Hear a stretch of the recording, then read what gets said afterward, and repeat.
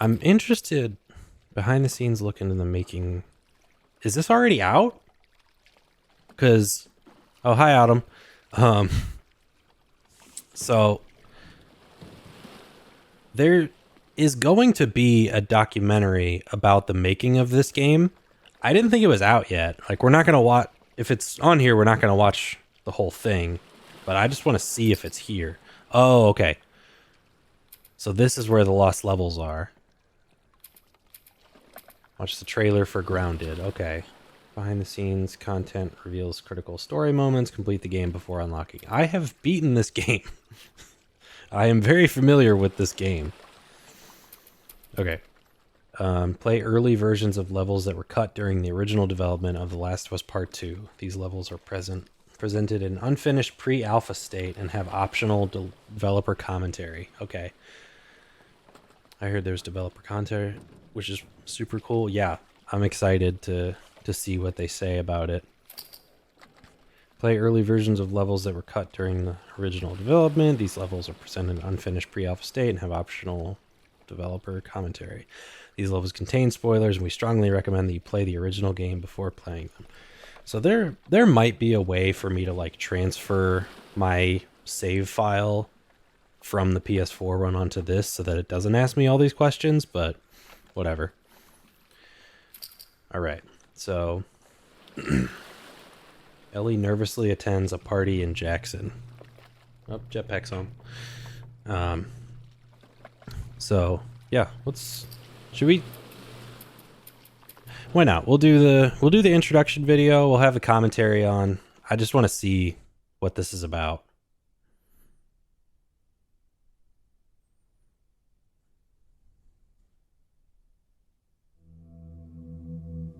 You're about to play an unfinished level from The Last of Us Part 2.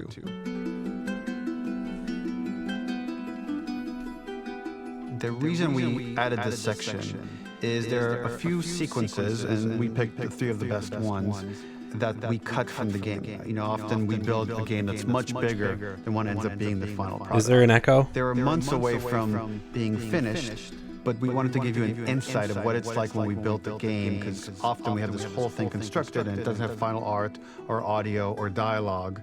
And here you get to see the building blocks of what let's do this. Hopefully that echo's gone now.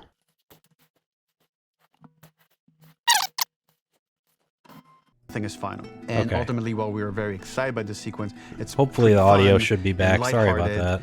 It just slowed things too much as we're barreling towards the end of the story at this point. So again, reminder, rough, missing audio, missing animation, missing gameplay tweaks, missing dialogue, but pretty representative of what it would have been. So enjoy. Okay, so basically all you missed with that is just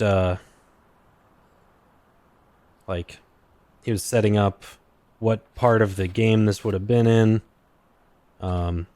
saying that the reason they cut it was because it would be towards the end of the game. It would just slow the pacing down because it's more of like a dialogue section, which, well, there's Roxy. I mean, people already have complaints about the about the pacing being a little bit weird in this game, so that was probably a good call that they cut some stuff. Originally, this level was going to transition us to farm. We would go all the way through to the dance, where Ellie and Dina share their first kiss.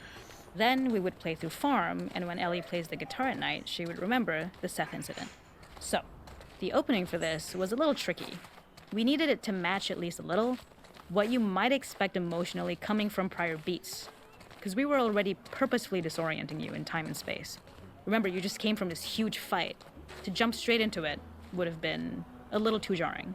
Yeah, after some back and fair. forth, we rooted it in Ellie's nerves, calling back to her hands shaking in the theater. But this time, for a much more innocuous reason we'll find out later. She's nervous because she has a crush on Dina, who is the only reason why she's here at the dance. Okay.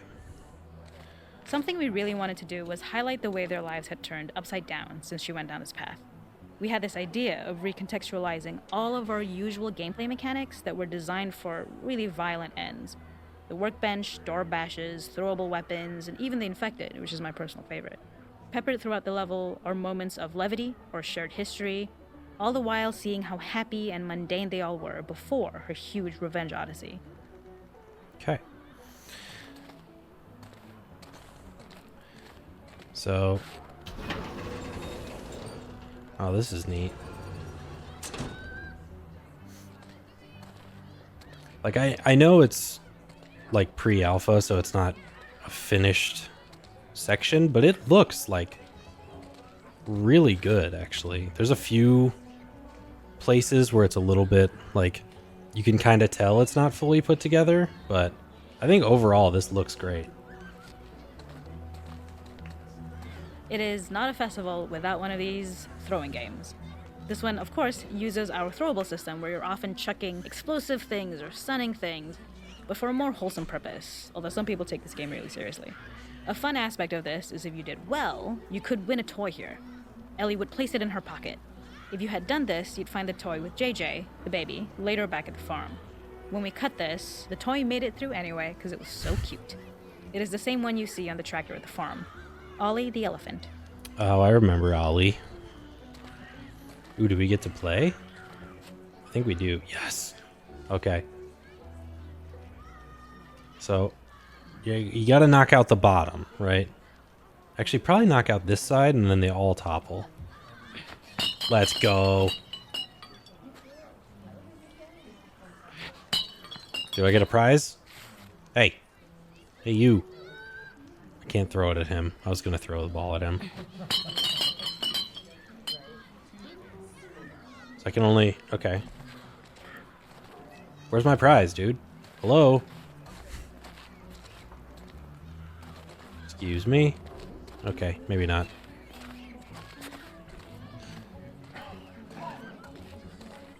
The makeup artist is pretty simple. It's one of those little in-game scenes we peppered in to make it feel like Ellie had roots in the town. Hallie, our writer, mentioned that in her mind, an ex-girlfriend of Ellie's tattooed her arm to cover up her scar. So we figured this might be the only time you get to see that. We wanted to hint at it and allude to it and make it feel like there had been so much more that had been happening and so much more that Ellie threw away. Hey Jetpack, you got low goober levels today. Although I haven't tested mine, so I don't know. But let's see.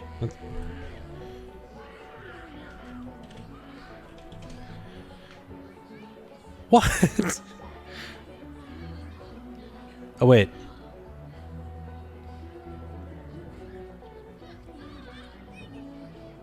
Why did it not do mine?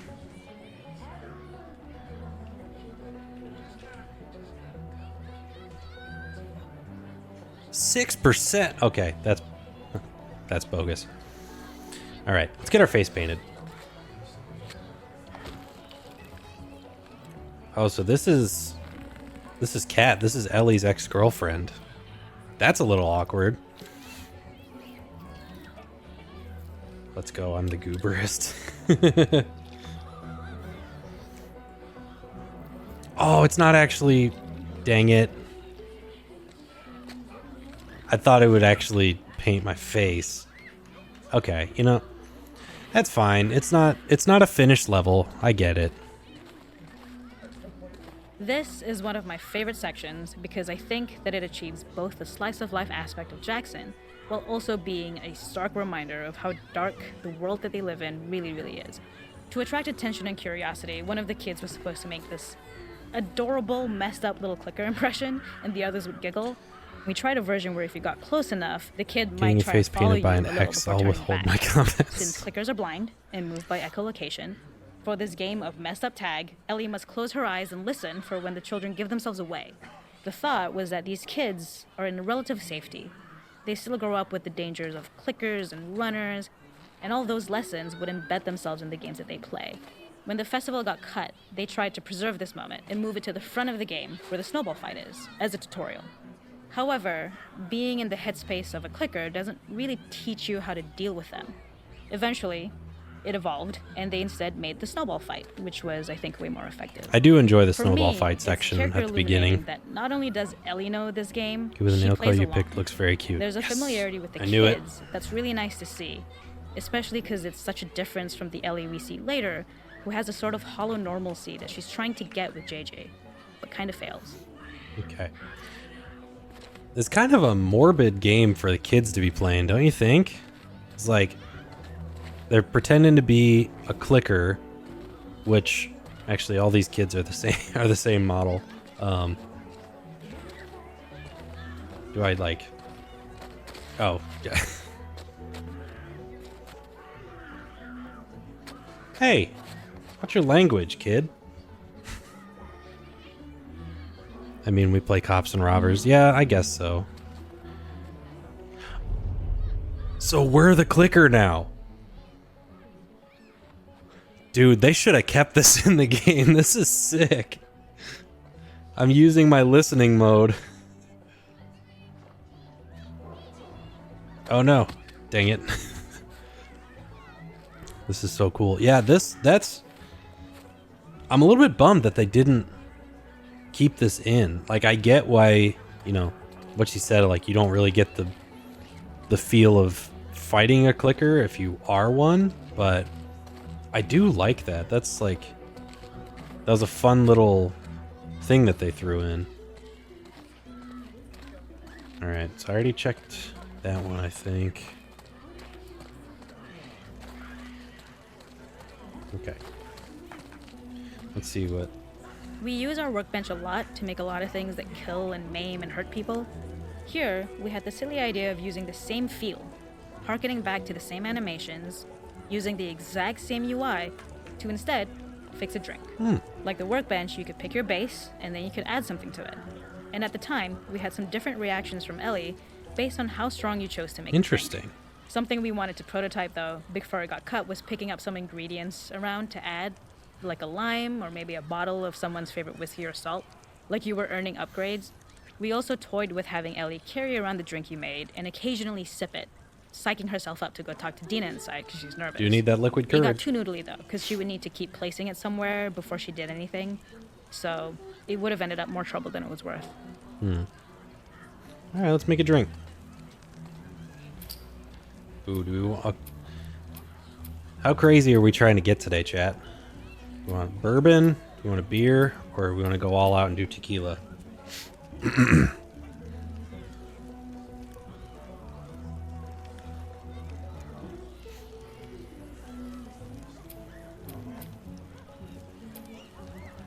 Want to get downright silly. Tequila for sure. Okay.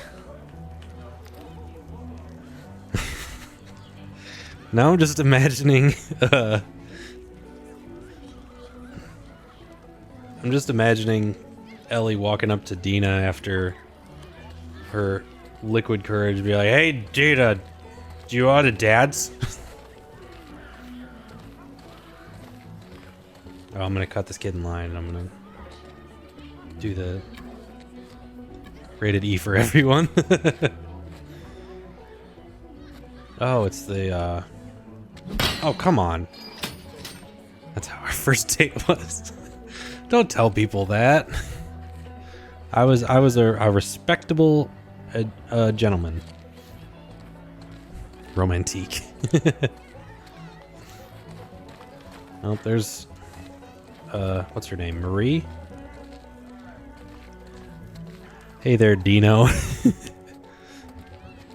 I meant me, but okay. There's a hidden spot at the back that was just a bit of fun. It was highlighting Jackson's normalcy with something we would find in a real world. In the back, you would find teenagers finding some alone time with each other in a dark corner of a party. It was rewarding the player for peeking into a hidden corner, but ultimately redirecting them back to the festival. We also had versions of them smoking weed here, despite Maria's consternation, probably having gotten it from Eugene. So you just walk back here and there'd be... the teenagers? That's weird. I think it's a good thing they cut that. Alright. Weed is drug. That's right, Justin, it is.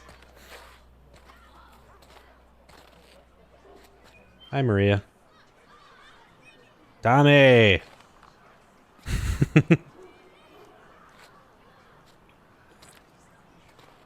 Okay, so that was the Jackson Party lost level. Really nervous. Yeah. Okay. Ooh woo. Thanks for that jetpack. This game made me hate Tommy. Yeah, I don't... Tommy's, yeah, Tommy kind of loses my respect later in the game. Thank you for the hydrate, Ren.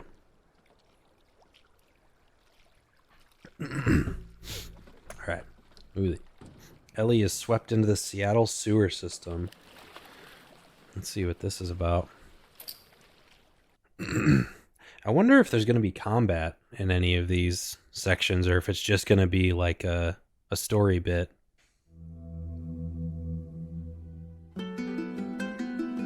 God, the music is so good. In this second deleted level, which is an extended sequence of the sewers in Seattle, this comes on the heels of where Ellie goes into a building and she survives an attack by Oh my god, I hate that section so much. And gets thrown out of the window and gets swept away by the current, and then we cut this section that used to be there in the sewer final system, game. 75% IPA. So this was a way to get a bit more interesting puzzles, interesting traversal, figure out how Ellie can navigate the sewers with the fighting current. Ultimately, with a lot of these levels and these sequences, the reason why we cut them were for pacing purposes. But here it is for you in this very kind of raw form that part of it will feel finished, parts of it will feel like assets are missing as far as audio, animation won't be final. But it's a glimpse into what a game looks like when it's months away from finishing. Enjoy.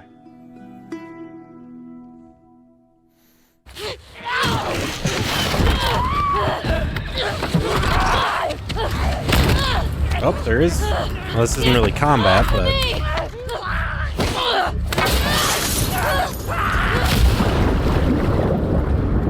Get off of me! Oh, wait. It's still.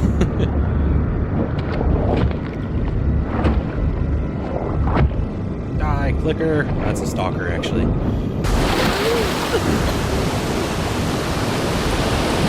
Really. Yeah, I like this a lot. This was... I think I was most excited for these lost levels because, like, it's something that I've, you know, for a game that I've played so many times, it's something that I've never experienced. Okay. Wait. How do I swim? Oh wait, I'm supposed to get...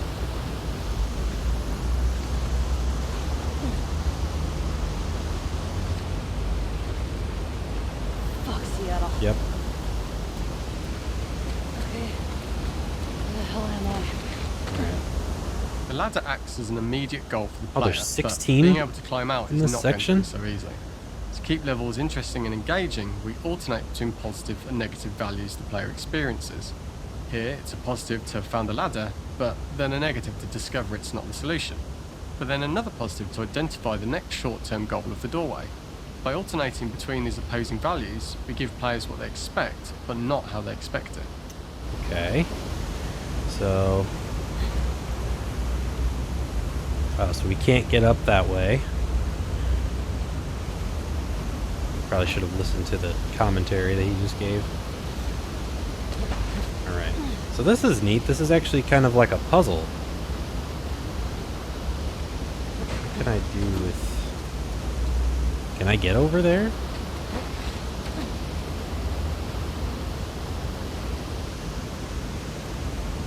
He said the ladder is knocked away.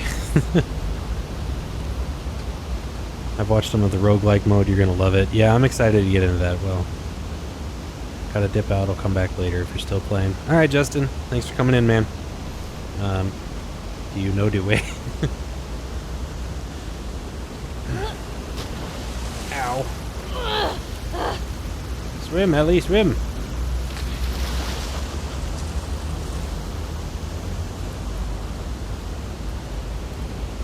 This level, internally known as Find Nora, was quite long in duration as we had to make Ellie traverse a far distance to the opposite side of downtown Seattle. The sewer section was originally longer than what we released the game with, approximately 10 minutes more. This was one of the few areas of the game that used water flow as part of a traversal puzzle. The player has to go upstream to use the current to get to the platform to reach the other side. We mostly cut this mechanic game wide, however it remained in essence in the section swimming to the aquarium as Ellie when you were avoiding the waves. Okay. So I gotta use the current to get over to that platform. Basically run into it. Okay.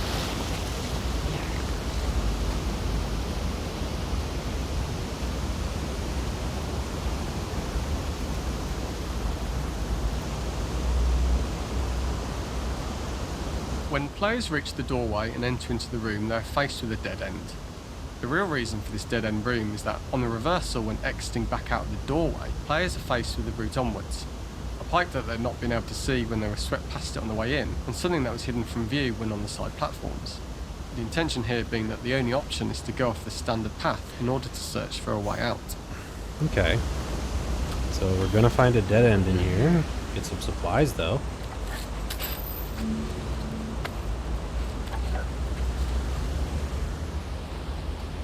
I mean, I don't think we're gonna need them right now, but still cool.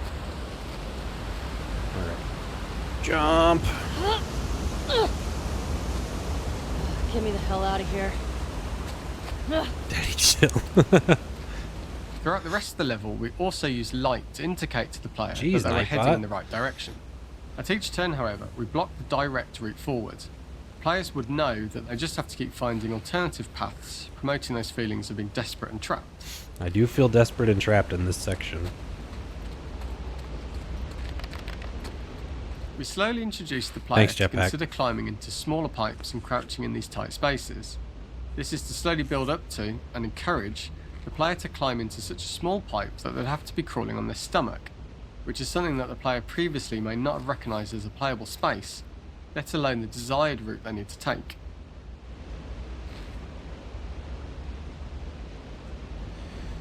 Okay.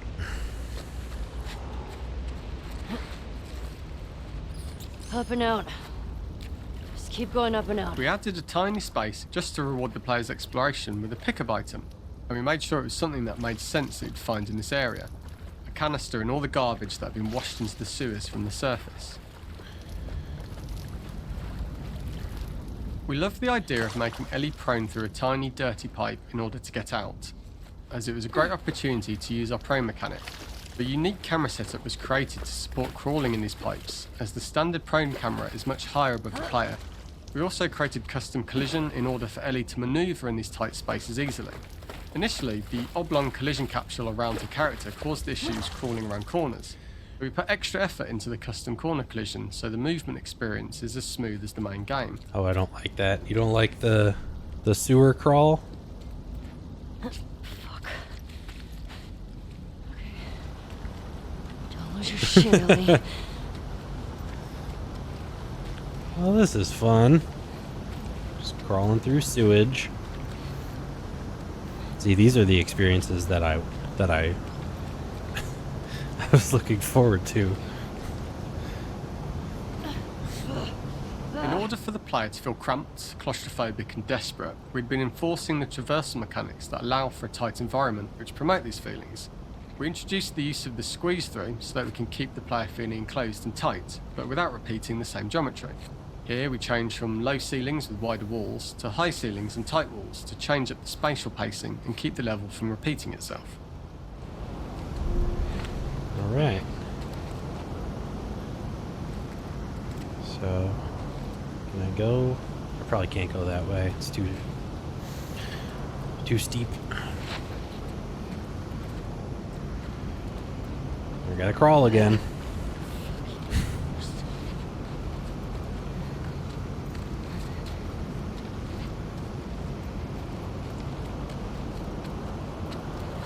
Shitty place to die. I get it. A shitty place to die. Originally, we had the water line much higher here, so players had to swim through this tight tunnel. However, from watching user test feedback, it was occasionally causing people to discount the route entirely and turn back on themselves. So to avoid any risk of this happening in the final game, we present a lower water level so the tunnel is easy to see and commit to using. Although this isn't as impactful without the prone swim, it's the better decision as it means a smooth experience for the player with no Guy sounds like backtracking he's from frustration. London. As we surface from the water and over the crest of the slope, we reveal what is further in this tunnel. A clicker that has sprouted and the fungus has grown on the sides of the pipe. It was great to see people who user tested this area becoming increasingly worried as we forced the player to squeeze past the fungus and inches away from the clicker's face, all the time not being sure whether the clicker might be alive or attack them. Although we aren't as cruel as to force a clicker attack in such close proximity, we do have a payoff for this moment. This clicker momentarily turned into Joel to show Ellie's PTSD from what happened to Joel at the start of the game. Ultimately, we decided to save this moment for the farm level, as it was more impactful there because it could become the centerpiece of that experience. Oh my god. Whereas in the sewers, we weren't able to make it as much of a narrative point and give That's it the breathing rough. room and reaction time that it deserves, given the tight space. Pete, you're a sicko, man. Oh shit! Making Joel's face just appear from the clicker. Ugh, that's rough.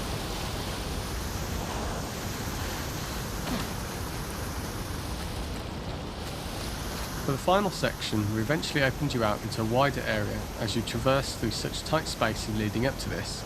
So changing the environmental pacing makes it begin to feel like we're coming to the end of Ellie's ordeal. An earlier iteration used the Daddy current that Joel. was shown at the start of a slightly tougher traversal puzzle to conclude the sewers. The ladder was clearly visible from most of the area, but the player was faced with a fast-flowing torrent of water they couldn't cross. If the player attempted to jump into the water, they were not able to swim across the ladder due to the water's speed. But instead, they had to traverse the pipe running along the top of the space in order to get across the water. So I think this is pretty much like rather than having to go through all the pipes that we just went to, in the real game, I think this is actually part of it. Using this pipe was retained in the iteration we shipped with, as it's the last of the extreme methods Ellie has to undergo in order to escape the sewers, and what she will go through in her pursuit of revenge. Yeah, this is when we're on our way to Nora. So Ellie's definitely fully seeking revenge at this point.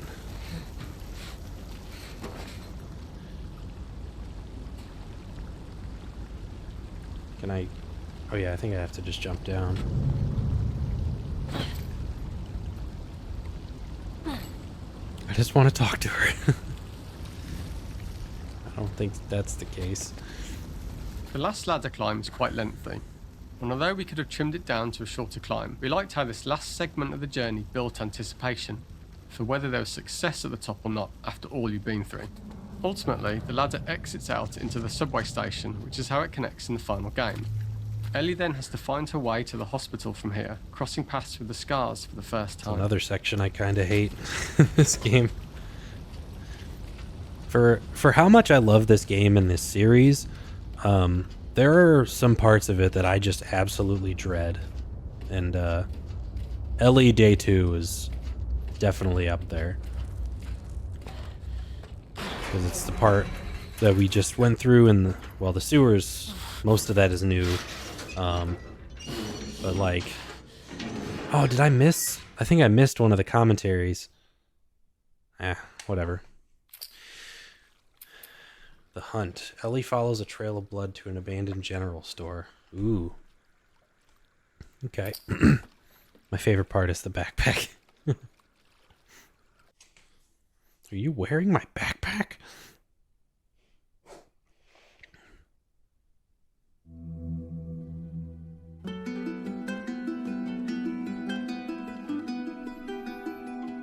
For this third and final deleted level, I love that part. I what do we too. call the boar hunt sequence. This was a sequence pretty late in the game. It was right after the whole Seattle Abby sequence where Abby spares Ellie. And then we wanted to come back into Ellie's story, but keep it a bit mysterious of how much time has passed, where is Ellie now? So we're coming in on Ellie and she's following a trail of blood. And we wanted to mirror, in a way, the deer hunt sequence from the first game, but this time do it with a boar. And there's something with Ellie that now she can't let go of this violence. She's pursuing it, even against this innocent animal. Oh boy. This was another opportunity to show back. how I don't think you're gonna like this part. the violence that Ellie has experienced, the violence that she witnessed being afflicted onto Joel, is still sticking with her, and she's still experiencing these PTSD moments. This was a sequence that was pretty far along and was cut pretty late in production. Parts of it are still really rough, but the gameplay, the building blocks were all there. I think you'll have fun to see, like, again, a rough, unfinished sequence. We'll hide while I make some dinner. You can see all the way to the end, and including a cinematic that we end up cutting. And the remnants of the sequence ended up being mentioned in Ellie's journal. So this part of the story that we developed still made its way into the game as kind of optional stuff that you could read about, but here you get to experience it. So as a reminder, this is pretty rough, months away from being finished, but you get to see it now. All right.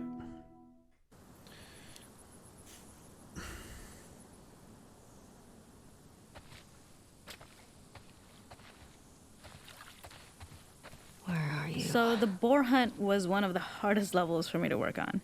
It was a huge challenge with the systems that we had, and we kept trying, but it never felt quite right. Originally, the level happened after the Jackson Festival, which also got cut, but before Farm. Once the festival got cut, it became the prologue to Farm. The intended experience is that we jump forward in time after the fight with Abby in the theater. We don't know where Dina is. We likely assume she's dead because she was just bleeding out. Ellie is alone. Her hair is short. So maybe this is the future or the present.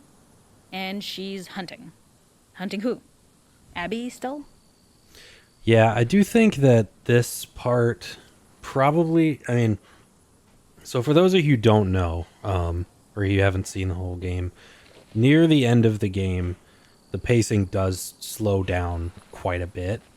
And a lot of people weren't super, like, they kind of started getting to the point where it was like, is it going to be over soon? Like, it just overstayed its welcome a little bit. I personally didn't really feel that way, but I can understand why people would.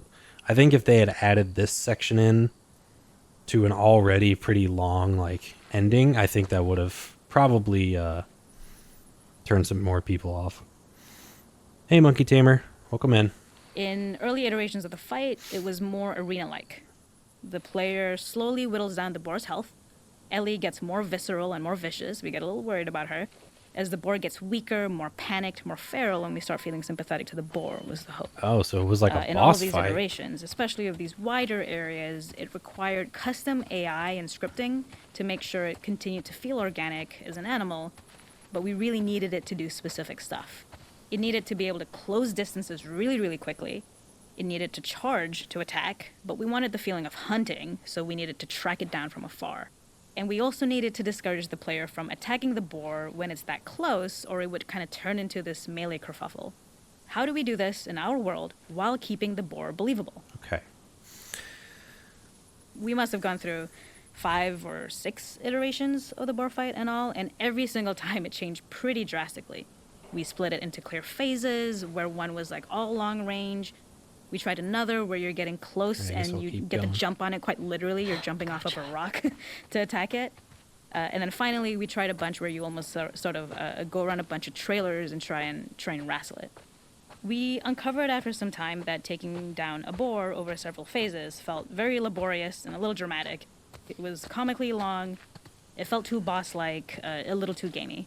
We decided to cut the first few phases, and we opted for a cold open after the boar had already been hurt off screen. So that allowed us to focus on feeling like we're closing in on prey and to introduce the boar when it was at its most dangerous. Already hurt, already feral, much too close for comfort. And so the thinking was it would bring us more into Ellie's mindset. Is this really hunting for food, or is she hunting for some other reason? Okay. I'm good, Monkey Tamer, and it's an exciting day for me. Last of Us is my favorite series, and today the remaster came out. So obviously this is a game I've played a bunch of times, but these are lost levels that were cut from the original game.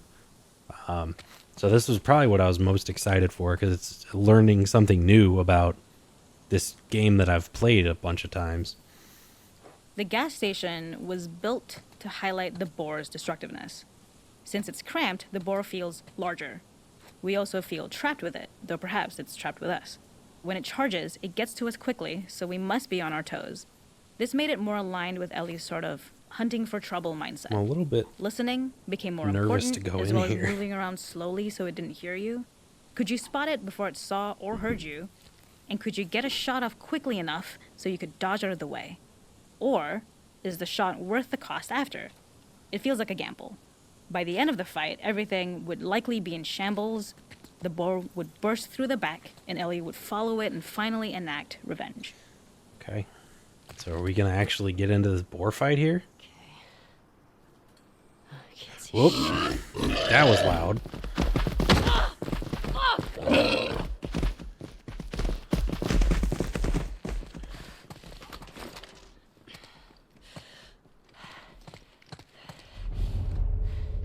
Yeah, we actually are hunting the boar now. Or it's hunting us, I don't know.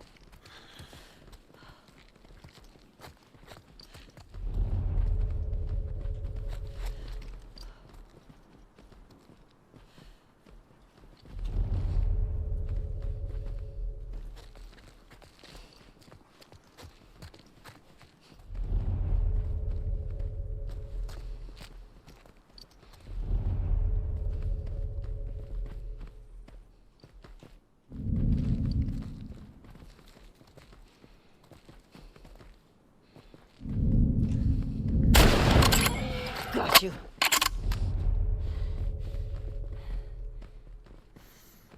All right. Oh, crap. I see you.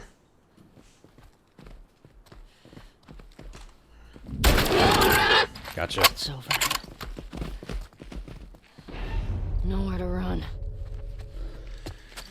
Okay. I get where they were coming from with this, where you kind of like, it's to show, you know, Ellie's kind of looking for trouble. It's like, The boar kill was supposed to be anything but glorious. yeah. With the boar whimpering at the back of the gas station after Ellie's relentless Man, now I hunt. feel bad. After this, hearing the drone that we kind of come to associate with Ellie's trauma, we would hard cut to the stream where she's washing her hands and holding rabbits that she hunted, about to return to Dina. And there would be no mention of the boar. So the boar isn't even like the hunt that you bring home. Oh no. I'm sorry guys. This is rough. Oh no. I'm sorry. I'm so sorry.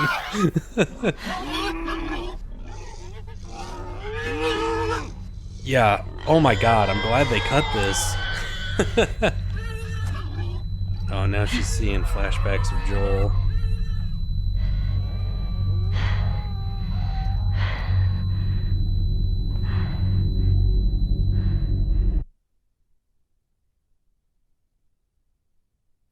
Wow. Oh man. That was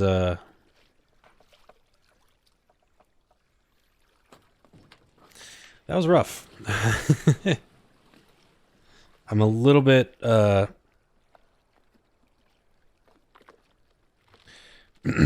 a little bit glad that they cut that part. That was, you know, I get what they were trying to do with that.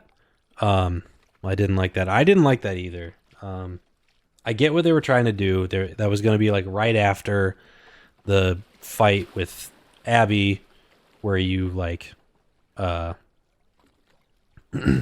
Gooba. I didn't make it. I'm But yeah, there's the cancel. I figured that would happen. Like, that was supposed to be right after Ellie's fight with Abby, and I think it was supposed to show that, you know, she clearly is not over it. She's still harvesting a lot of hatred toward Abby. But yeah, that was a bit more intense than I think it needed to be.